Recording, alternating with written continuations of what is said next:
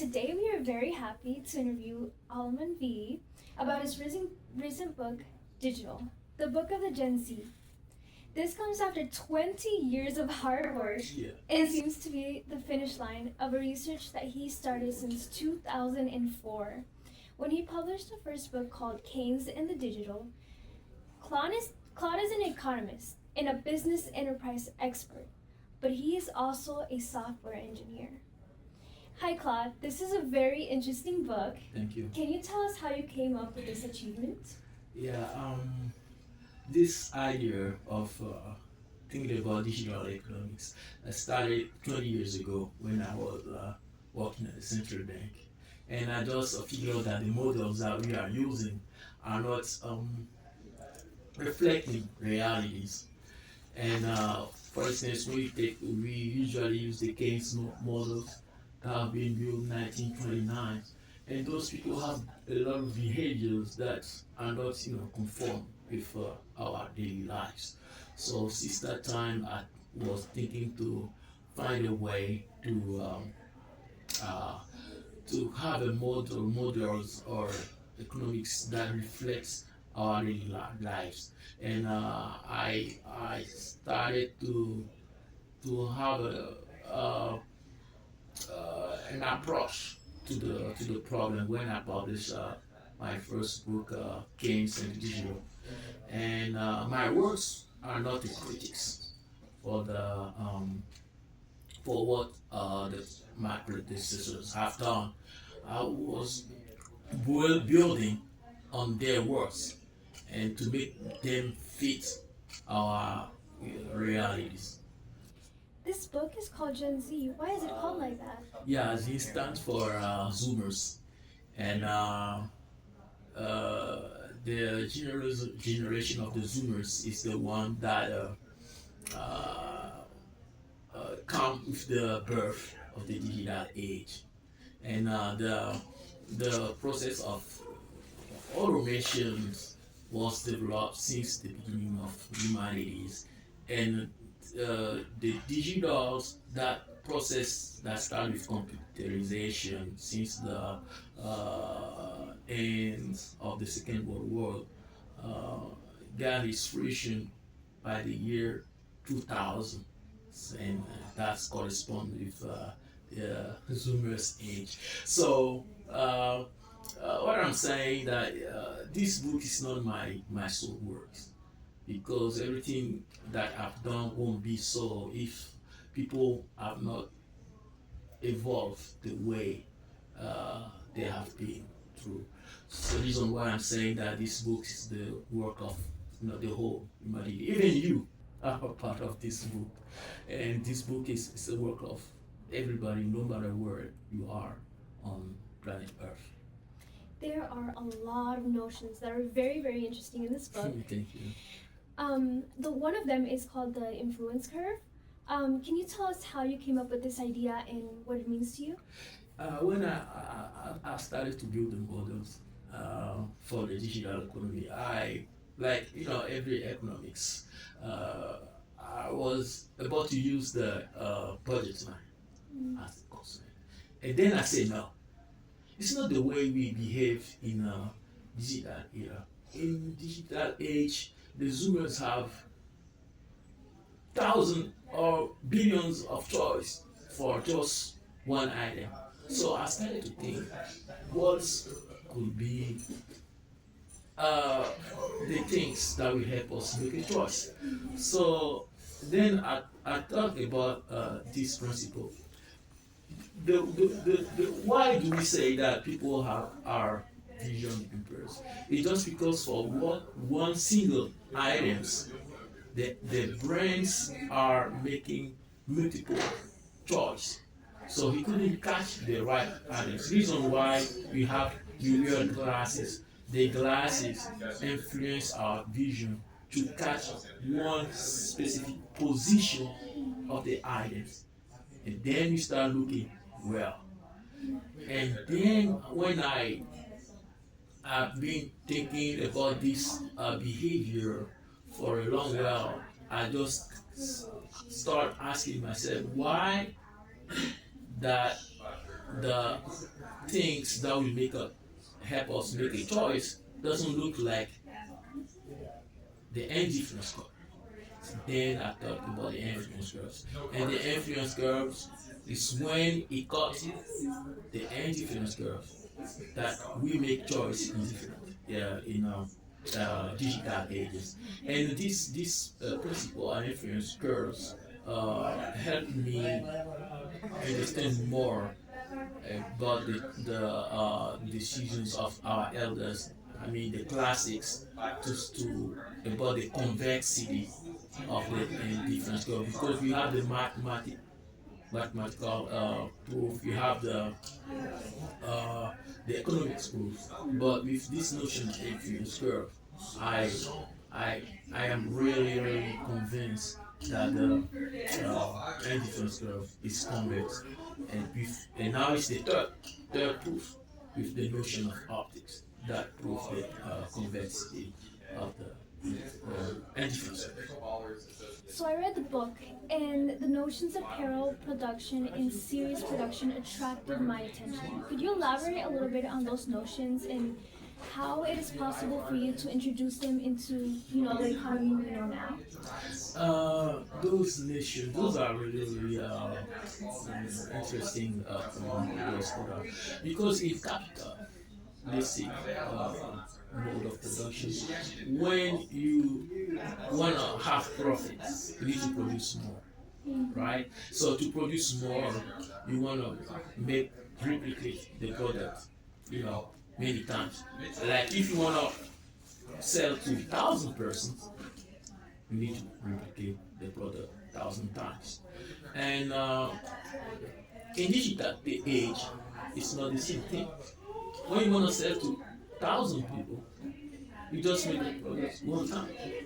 You put it on the cloud, or you put it on Google Drive, and everybody's ready to use it.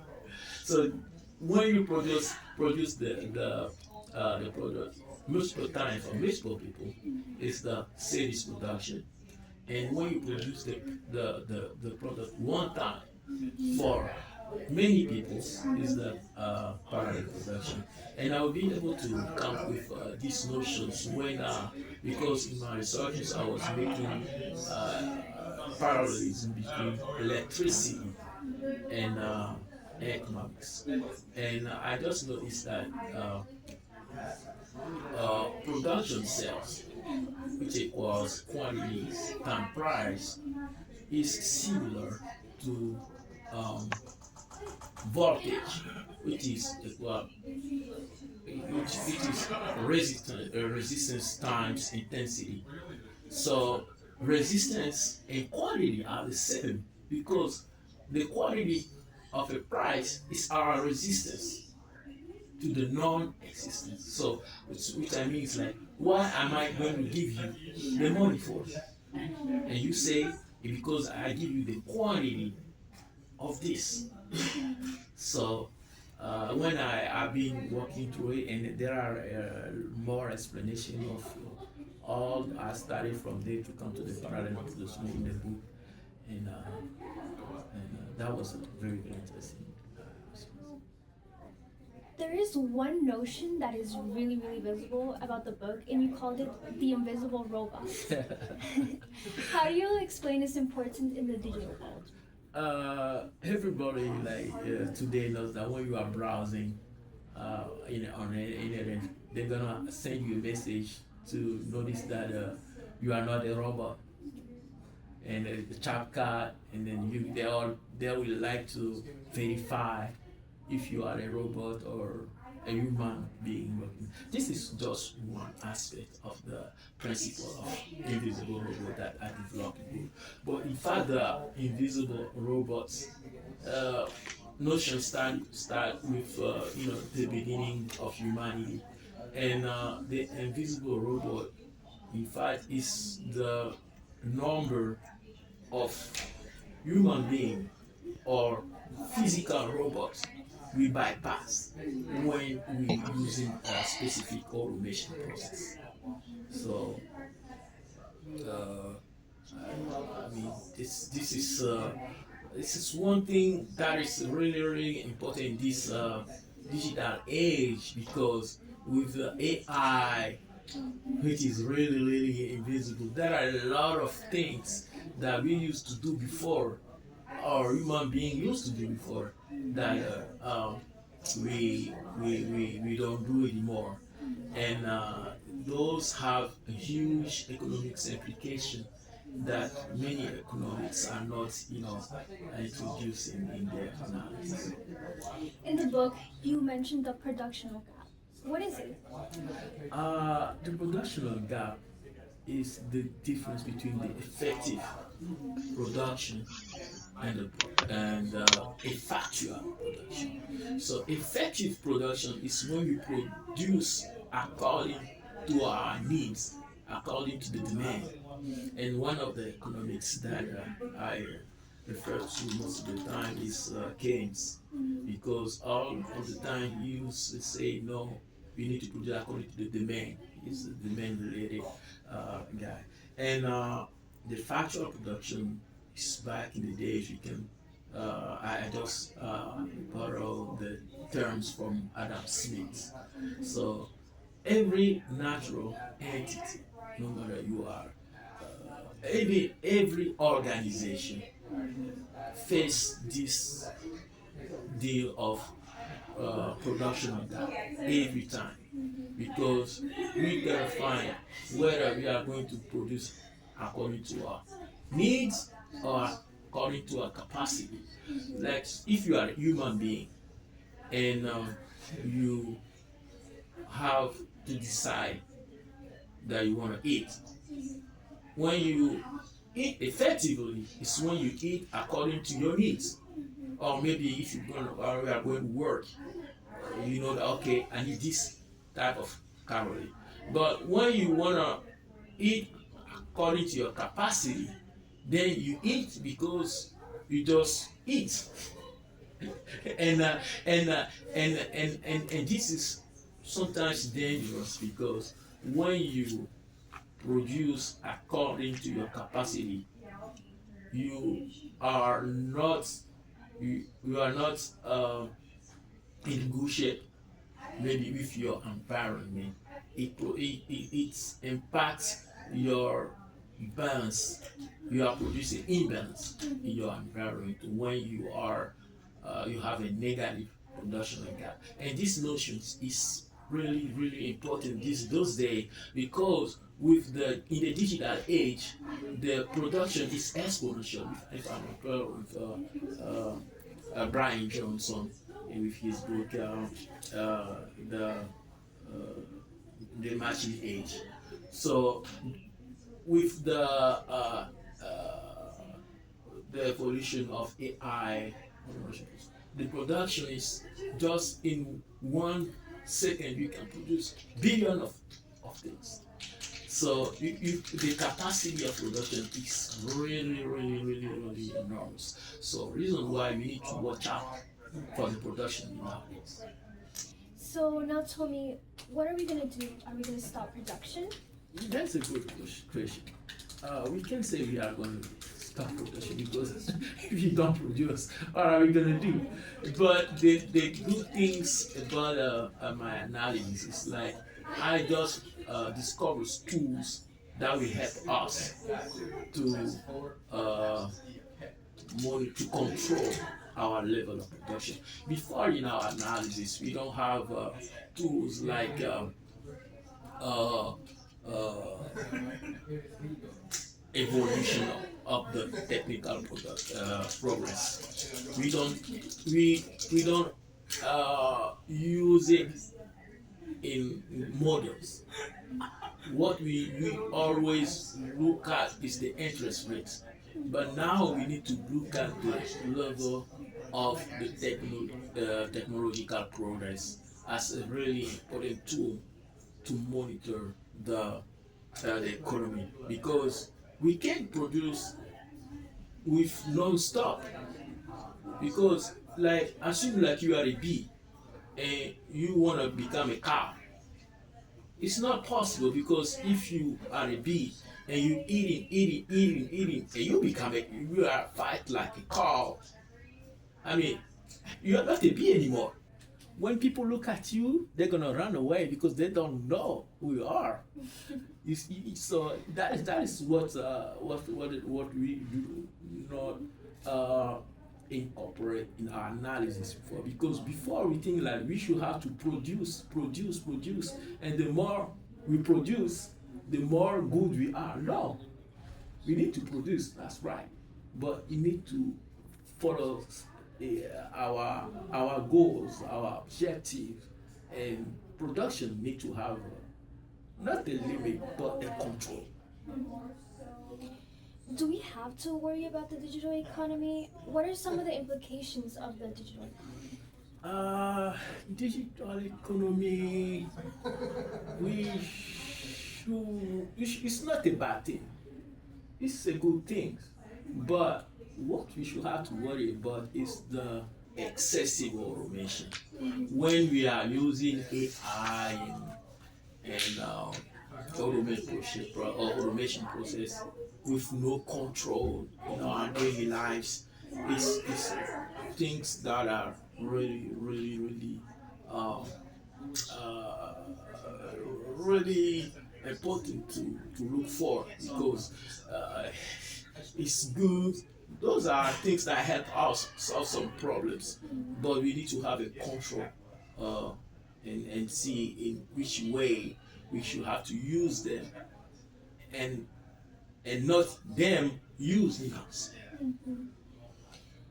You present this book as a non-economic way. Why? Uh, my point is everything is economic related. Everything is related to economics, and what I want is I don't want this book to be something that is completely deemed to help people who are in the uh, academic area. I want somebody who doesn't have any notions of economics, who have never heard about it. When he reads this book, to be able to see himself through the books. So my it's the reason why anytime when sometimes I have some mathematics that I do, but I always use some practical example for someone who have never heard about all those economics terms that we use in our uh, in our academic area, to be able to know that this book is for everybody. It's not designed because digital is impacting our life seriously, and people are talking about it but not able to apprehend those notions that they develop with the uh, social reality that we live. So that is my point. I want people to recognize themselves through the books. So that is why I present it all the time in every line like something simple that everybody can understand. Beautiful. Thank you, Claude, for the incredible works Thank that you. you delivered to the whole human community. Thank You you. are a very amazing economist. Thank you for this interview. And if someone is interested in reading this book, you can click the link below in the description of the YouTube channel. Thank you for staying with us. Bye bye. Thank you. Appreciate it.